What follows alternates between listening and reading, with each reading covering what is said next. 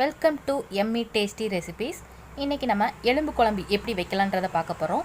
இந்த எலும்பு குழம்பு வைக்கிறதுக்கு எலும்பை வந்து க்ளீன் பண்ணி எடுத்து வச்சுக்கோங்க. அதில் தேவையான அளவு உப்பு ஆட் பண்ணிக்கோங்க. கூடவே மஞ்சள் தூள் ஆட் பண்ணிவிட்டு கொஞ்சமாக தண்ணி விட்டு நீங்கள் வந்து இதை 3 விசில் வச்சுக்கோங்க. கொஞ்சமாக தண்ணி விட்டுக்கோங்க, நிறைய தண்ணி விட வேணாம். கொஞ்சமாக தண்ணி விட்டு 3 விசில் எடுத்து வச்சுக்கோங்க. குக்கரில் வெயிட்டை போட்டு 3 விசில் எடுத்து வச்சுக்கோங்க. இதை தனியாக எடுத்து வச்சுக்கோங்க. நெக்ஸ்ட்டு நம்ம வந்து குழம்பு எப்படி ப்ரிப்பேர் பண்ணலான்றதை பார்ப்போம். இப்போ தனியாக எடுத்து வச்சிட்டேன். நெக்ஸ்ட்டு திரும்பவும் குக்கரில் நல்லெண்ணெய் விட்டுக்கோங்க. நல்லெண்ணெய் ஆட் பண்ணிவிட்டு நல்லெண்ணெய் நல்லா ஹீட் ஆனதும் அதில் சோம்பு 1 ஸ்பூன் சோம்பு, பிரியாணி இலை 1, நட்சத்திர கிராம்பு 2, கிராம்பு ஒரு 3, பட்டை சின்ன பட்டை 2 ஆட் பண்ணிக்கோங்க. இது எல்லாமே எண்ணெயில் போட்டு இது நல்லா பொரிஞ்சதும் கருவேப்பிலை ஆட் பண்ணிக்கோங்க. கூடவே சின்ன வெங்காயத்தை சின்ன பீஸாக கட் பண்ணி எடுத்து வச்சுருக்கிறேன். ஒரு 10 சின்ன வெங்காயத்தை வந்து ஆட் பண்ணிக்கோங்க. இதை நல்லா வதங்க விட்டுருங்க.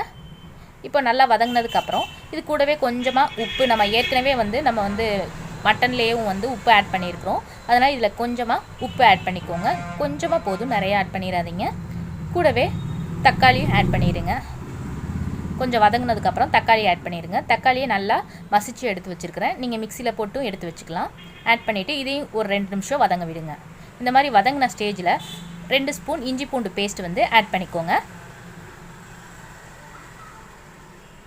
இதையும் வதக்கி விட்டுருங்க. 1 நிமிஷம் வதக்கி விட்டுருங்க. இப்போ இந்த மாதிரி வதக்கி விட்டாச்சு பாருங்கள். இந்த மாதிரி ஸ்டேஜ் வரணும். இப்போ இது கூட நம்ம வந்து மிளகாய்த்தூள், தனி மிளகாய்த்தூள் இருக்குது பார்த்தீங்களா, அதை வந்து ஒரு ஸ்பூன் ஆட் பண்ணிக்கோங்க. இதை ஒரு 2 நிமிஷம் கிளறி விடுங்க.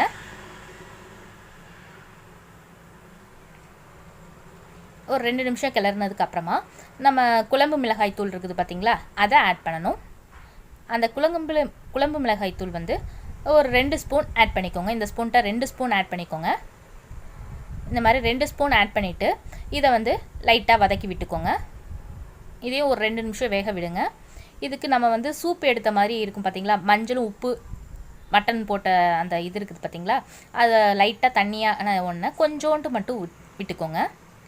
அந்த தனியாக இருக்கிறத கொஞ்சோண்டு மட்டும் விட்டுக்கோங்க. விட்டு ஒரு 2 நிமிஷம் அப்படியே வதக்கி விட்டுருங்க.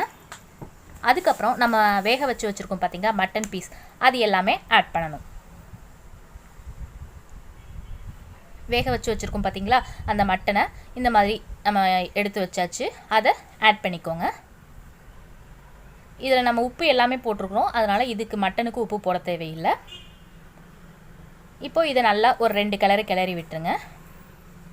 மிச்சம் ரிமைனிங் இருக்கிற தண்ணி இருக்கும் பார்த்தீங்களா, உப்பு மஞ்சள் போட்டு நம்ம மட்டன் வேக வச்ச தண்ணி இருக்குது பார்த்தீங்களா, அதை எல்லாமே ஆட் பண்ணிடுங்க.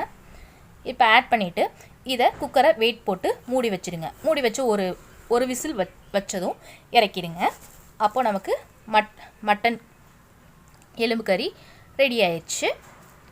இதை நீங்களும் ட்ரை பண்ணி பாருங்கள். எப்படி வந்திருக்குன்றதை கமெண்ட் பாக்ஸில் கமெண்ட் பண்ணுங்கள். நம்ம சேனலில் சப்ஸ்கிரைப் பண்ணாதவங்க கீழே உள்ள ரெட் கலர் சப்ஸ்கிரைப் பட்டனை கிளிக் பண்ணிக்கோங்க. கூடவே பக்கத்தில் ஒரு பெல் பட்டன் இருக்கும், அதையும் கிளிக் பண்ணிக்கோங்க. Thank you so much.